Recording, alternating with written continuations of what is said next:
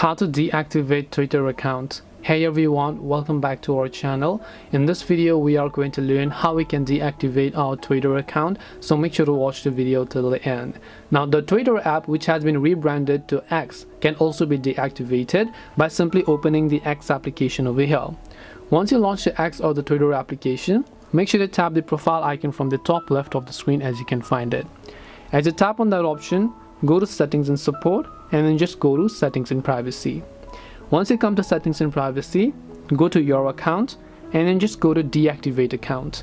When you find deactivate account, you'll find the deactivate option from the bottom, and when you tap on it, you just have to make sure to enter your password and then tap the deactivate option from the bottom right in order to finish deactivating your Twitter account.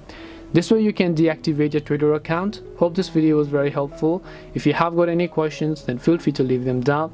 Thank you for watching and see you soon in the next video.